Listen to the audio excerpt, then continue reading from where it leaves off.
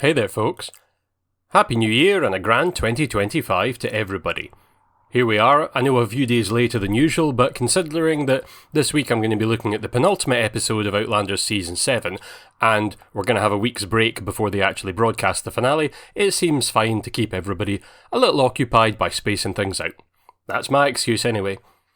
Also, I'm going to pop it in the end of the video so you can click on it if you're watching on PC, but if you haven't seen, I've actually got a new video up for a series where I'm running down recommendations for other TV shows, so you should see it in the timeline, so maybe check that out while you're at it. In the meantime, we're back to Outlander. As I said, penultimate episode of the time-travelling romance drama's 7th season where things are going a little bit poetic, a little bit dramatic, a little bit war-torn, and altogether kind of winding things up towards the end of the season. Episode 7:15, written in my own heart's blood, opens with a pre-credits montage of a whole load of footage from battle episodes and war scenes from Outlander, a nice wee remembrance of things past this, with Claire delivering her take on war is inevitable. War never changes. War has changed. War. It's fantastic. But it surely is enough wartime, and it's time for the Battle of Monmouth, as Claire and Jamie are waking up in their tent early in the dawn's light, chatting all poetically about war, grief, some of his memories of his mum's death. He's worried about never speaking to William again, which makes sense, but in any case, the battle awaits, so it's off to war. And it's also flashback time for Claire with a sepia-tinged scene that, honestly, I don't really remember. I'm pretty sure this is new. Is this new? I think it's new. But anyway, back in the moment, there's a sexist doctor telling Claire that of course she can't doctor because vagina, and of course she gets her usual far off look, tells him off, says he's an idiot, and then goes outside with Rachel to wax poetically about death, who makes a bit of a point about bringing up Ian's no killing vow, just in case we forgot about that since they mentioned it last week, or the week before, or in the previously on at the start of the episode. I wonder if that'll come up later. But anyway, it's chop and lop time, and it takes about 10 seconds for the sexist doc to realise that Claire is the smartest person in the room, and then she just straight up contradicts him in front of everybody. And because this is Outlander, instead of slapping her about or getting her sent away or having soldiers drag her off, he just meekly goes back to doing some triage. However, the battle is apparently going against them, and they need to evacuate the wounded pronto, because this little church isn't safe anymore. And of course, Claire says, I ain't doing that because she's got main character syndrome. And sexist doc is like, no, really, you have to leave because I'm off too. Look, you may be amazing doctor lady, but you need to leave as well. And she's like, no, I am hero. But sure enough, the Brits do arrive, and Claire's kind of worried, but then ends up kind of relieved because a passing soldier tells her what Jamie's been up to and he's fine. And meanwhile, speaking of Jamie, Big Jim's off in the woods with his boys, having apparently soldiered heroically and really successfully, but now he's on his way back to Claire in the church to make sure she's okay. And they sort of just wander up there, even though the British are passing by, and nobody notices Jamie and his lot, because it turns out the British really were properly retreating themselves. So yeah, it turns out there wasn't an awful lot of point in them evacuating. But sure enough, boys being boys, some soldier ends up shouting something, and then another one shouts something back, and then the yells turn into pew pew pew, and wouldn't you know, Claire catches a bullet in the tummy. And it's bad, so bad. But sexist doc is like, no, it's so bad that I can't do nothing about it, and see you, have fun. And naturally, Jamie isn't exactly happy about this. And to make things even worse, the soldiers turn up saying, oh, by the way, remember, Jamie, you're actually a general, so you're actually needed on the field to do generaling. And he's like, nah, I won't. And they're like, no, but you have to. And he's like, well, I quit, in incredibly dramatic fashion. And then he sends for Denzel because, clearly he's just round the corner. And luckily, since Claire is the best doctor, she can doctor even when she's dying and half injured, so she tells them to get some smelly cheese to stick in the wound after they're done, and luckily she got some of that from Lafayette. And then Denzel goes to work on her with his sister. Meanwhile, back with Team Buck Roger, it's finally time for Rog to spill the beans about Buck's parents, and to wax poetically about time travel. And turns out Buck isn't very happy to find out that he literally met his parents a few days earlier and Roger didn't tell him. In fact, Buck's pretty cross about this, and in the end the pair of them bugger off to Larrybrook to impose upon Brian yet again, and while they're there the boys write letters, Buck writing one to his mother, and Roger writing one to Bree. And back in the future, Bree's writing a secret letter to Roger, and when she opens the secret compartment, she finds there's an old one there from him. Was this secret compartment established? I don't remember it at all. Maybe I'm going to see now. And it's time travel time for her and the kids, only in a moment of spectacular child acting, Daddy! the wee lassie runs off, and Bree and Jem have to run after her to dive through the stones themselves. I hope it all works out. Meanwhile, Back with Buck and Roger, having done a bit of writing, they lay into Brian's whiskey and then have a boozy chat, and Buck ends up telling Roger a bit about his love life and his past, and he swears to go back to the future for Roger and help. Somehow. I don't get it. I watched the scene twice and I still don't understand Buck's logic, but the characters seem to understand it, so that's fine, I guess.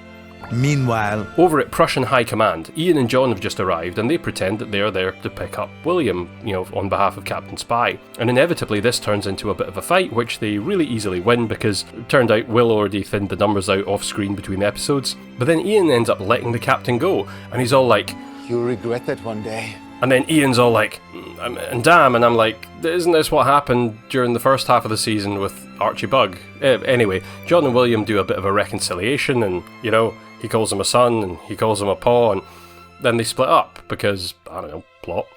So John and William head back to base, where William finally gets confronted by a weeping Fanny, who is really upset because, wouldn't you have guessed, the cutest whore in all of Philadelphia, who's been regularly servicing servicemen for the past few months, who also just happened to be the murderer of Captain Buck's ex, bumped into a soldier who recognised her in an army camp. Who'd have thunk it? Anyway, she's been captured and locked up, and most likely is going to get hanged nasty any time now. And William is like, oh well, I suppose I have to sort that out then. And just in case you thought it was all over, Mr. Prussian is walking through the woods when Ian decides to jump out of nowhere and do a murder on him. Exactly how he promised not to.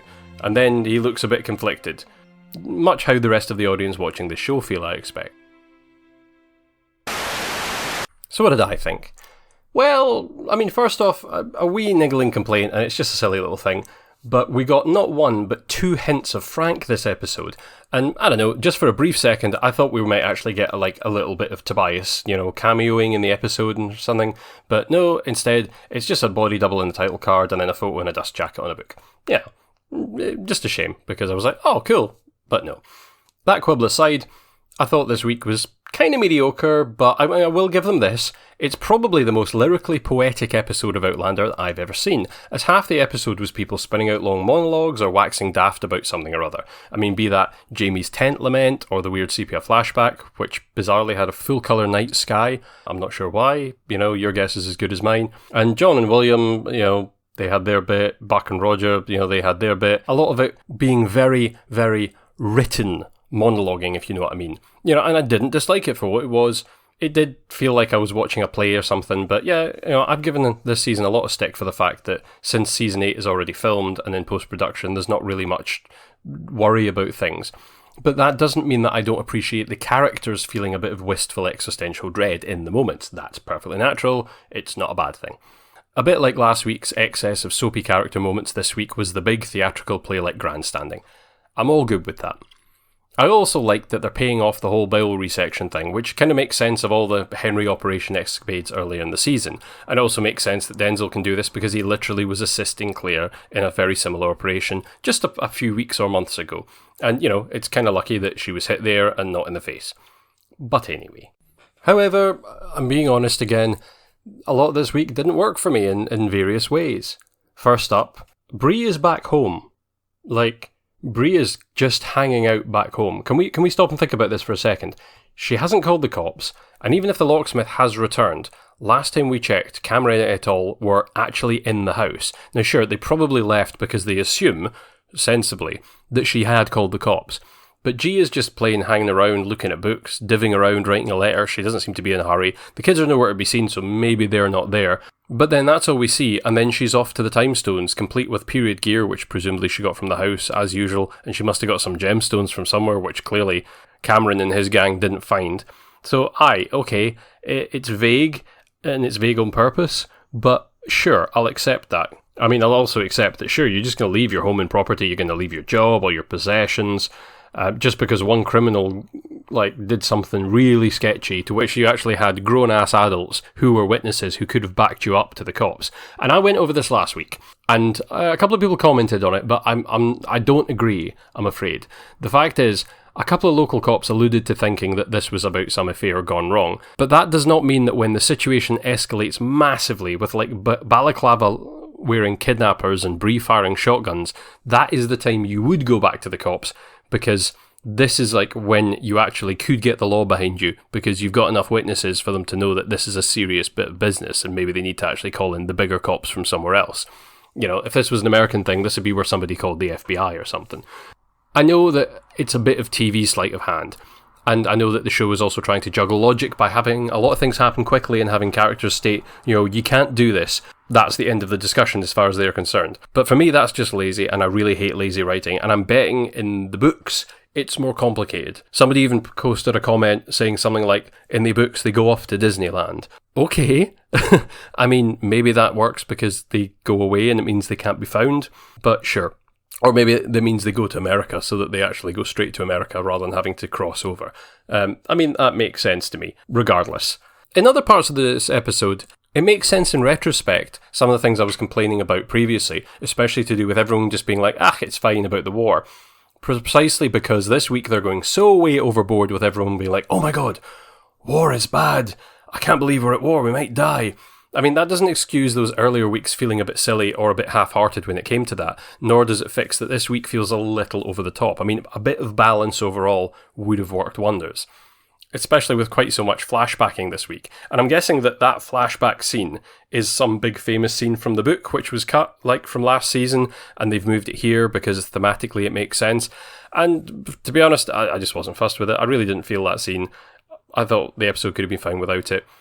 And also because literally everybody makes a speech this scene, and pacing is a thing that this show seems to have forgotten.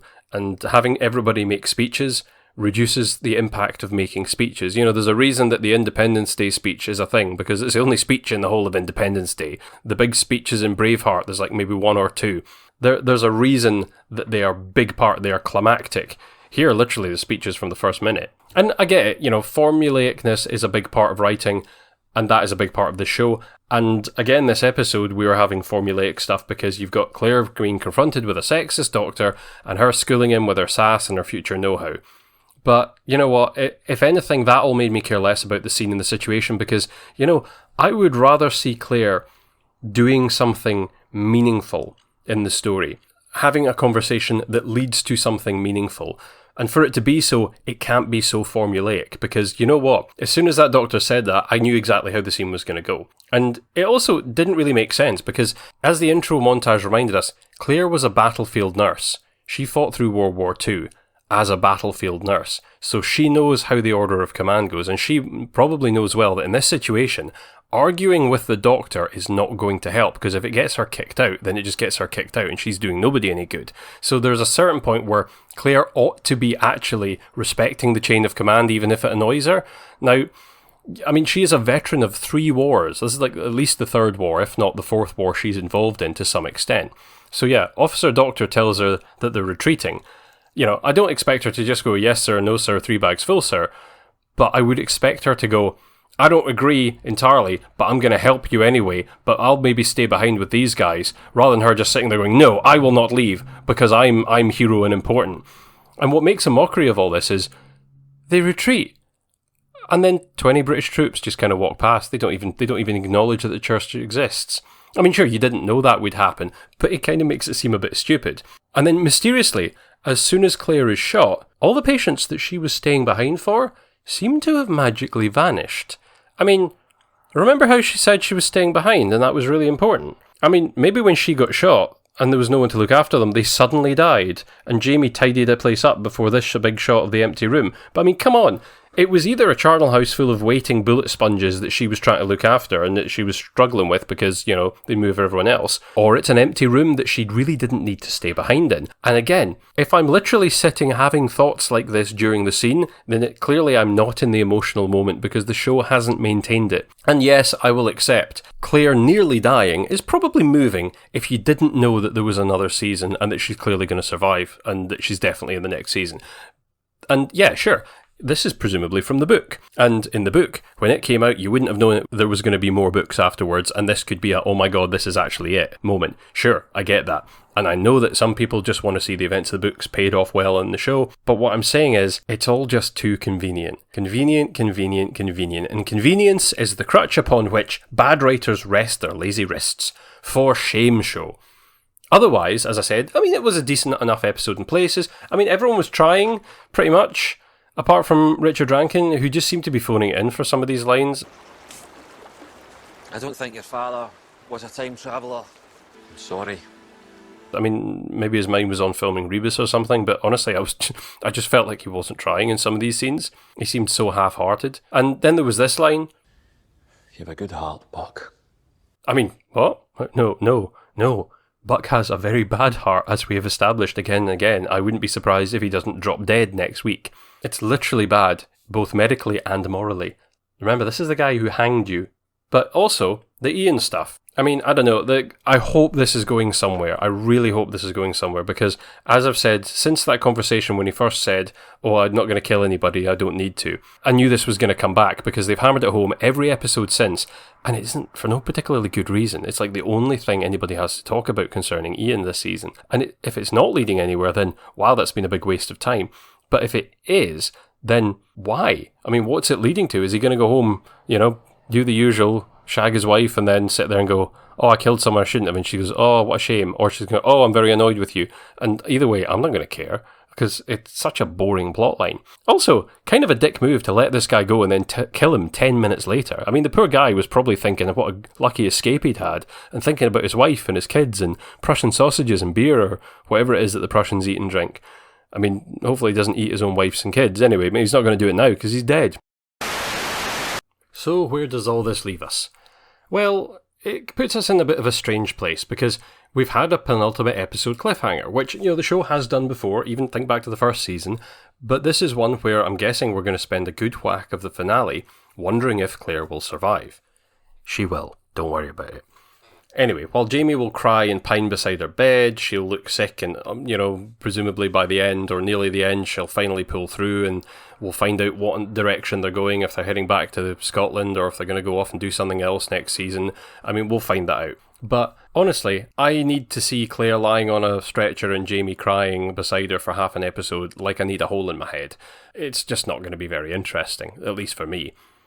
And I imagine, we're also going to get William's daring rescue of Jane, the monetarily challenged hooker. We've already established that somehow, if you're rich enough and posh enough, you can literally marry somebody out of jail. So maybe that's going to be the next step for him. I'm sure that'll upset John. But then again, William having discovered that he's actually a bastard, he's going to be like, it doesn't matter who I marry, or something. And I expect that Ian's going to go home and, I don't know, shag his wife and brooding on his inner conflict, because that seems to be his only plot line in this show at this point. I mean, I'm going to be honest, it sounds terrible to say, I think I preferred it when he was suicidal, because at least that actually carried some emotional resonance, but at this point, I just don't know why these people are in the show.